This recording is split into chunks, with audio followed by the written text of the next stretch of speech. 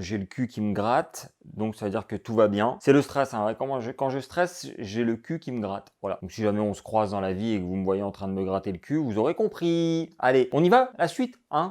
Est-ce que vous aussi, vous avez déjà écrasé un nazi? Alors oui, je sais que le début de ce sketch est un peu abrupt. Voilà, j'ai compris, ok. Mais j'y peux rien. Je me suis souvenu de cet épisode de ma vie il y a pas longtemps et la phrase est juste folle en fait. Ah, elle est incroyable. Elle est incroyable. Qui dans ta vie t'a déjà dit premier degré? Putain, vas-y, j'ai renversé un nazi là ce matin. Il m'a niqué le pare-choc ce bâtard. Personne. À part peut-être ton arrière-grand-père et encore, tu vois. En plus, ça se trouve, c'était l'inverse, t'sais. Ah, un beau gars renversé contre hier, il lui a niqué la veste en cuir. Non, je sais pas pourquoi je me suis rappelé cet épisode, mais je vous explique, ok, comment ça s'est passé. C'est le but de la vidéo, de toute façon. À l'époque, j'ai 20 ans, je rentre de boîte de nuit, il est 6h du matin, je suis sur des routes de campagne, et au loin, je vois un mec au milieu de la route qui fait des gestes improbables. Et moi, j'ai regardé trop de films d'horreur dans ma vie, ok. Je me dis, à tout moment, si je m'arrête, il y a un deuxième gars qui sort, qui m'assomme avec une matraque, je me réveille tout nu sur une table d'opération, mauvais délire. Après, il y a peut-être des gens qui kiffent, moi non. Donc je ralentis, mais pas trop, et je le vois continuer de faire des grands gestes avec ses mains. Là, je me dis, soit le mec a besoin d'aide, soit il cherche du réseau, soit il est en train de se battre avec un moustique. Et là, plus je m'approche, plus je remarque des détails inquiétants. Premier détail, ok? Le gars a plus de cheveux. D'accord, le mec est chauve. Je sais que ça veut rien dire comme ça. Et là, je vous rappelle qu'il est 6h du matin. Il fait nuit, on est sur une route de campagne et le mec est tout seul au milieu de la route. Je suis pas exigeant, mais un dégradé ou un mulet m'aurait fait moins peur. Je vais pas vous mentir, ok? Je suis désolé pour tous les chauves, d'accord, qui prennent. Mais la nuit, faites un effort, d'accord? Vous mettez un bonnet, une perruque, ou alors vous faites une coupe au feutre, mais qu'on se sente en sécurité en fait. Deuxième détail inquiétant, plus je me rapproche, plus je distingue les vêtements. Là pareil, ok? Les vêtements, en général, ça veut pas dire grand chose, mais de nuit, en pleine campagne, c'est très important. Dans un premier temps, je vois des boots noirs en cuir, ok? Je me dis bon, bah le gars aime la rando, jusque là, pas de soucis. Je continue de me rapprocher, ok? Là, je vois le jean slim noir. Je me dis bon, ok, le gars aime la rando, mais fashion quand même. Et je me rapproche encore et là, je vois bombers noirs, ceinture en cuir avec des chaînes de partout. Sur le moment, je me dis ok, bah c'est tout, tu vas découvrir le BDSM pour la première fois. C'est bizarre, mais vas-y. Et plus je me rapproche, plus je me rends compte que, tu sais, les gestes bizarres que je prenais pour une chorégraphie de Kamel Wally ressemblent étrangement à un salut de type allemand, très à la mode dans les années 40. Espèce de dab de l'époque, quoi. Plus je ralentis un peu, mais pas trop, que bah...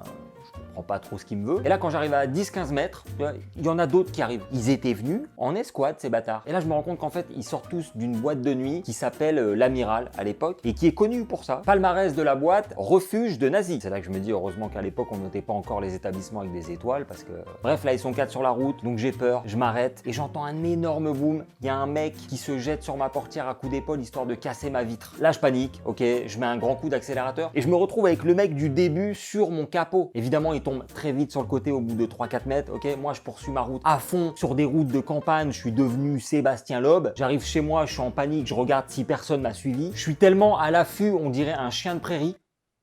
Tout le reste de la nuit, j'étais comme ça, à ma fenêtre, en train de vérifier s'il n'y a pas une patrouille qui tourne. Et tu sais, dans ces moments-là, tu deviens un parano. À un moment donné, je vois un chien noir passer, je me dis, si ça se trouve, c'est un déguisement. Ils ont mis un petit nazi dedans qui patrouille. Ah ouais, même à un moment, il y a ma voisine, 85 ans, qui sort ses poubelles. Je la connais, hein, mais je me méfie. Tu vois. Je sais qu'en dessous de sa perruque, elle a pas de cheveux. Elle est chauve. Je me dis, peut-être c'est une infiltrée. Je deviens fou. La fatigue et la panique qui s'accumulent là. Bref, je finis par m'endormir. Le lendemain, je me réveille, je descends, je vais voir ma mère, je me dis, faut que je lui raconte. Elle sait ce qu'il faut faire. Donc je vais la voir, ok. Je lui dis, maman, je dois te parler. Elle me dit, oui, vas-y mon fils. Donc moi je lui dis tel quel, ok, je réfléchis pas. Je lui dis bah écoute, voilà, hier soir j'ai renversé un nazi, je sais pas quoi faire. Vous savez ce qu'elle me répond?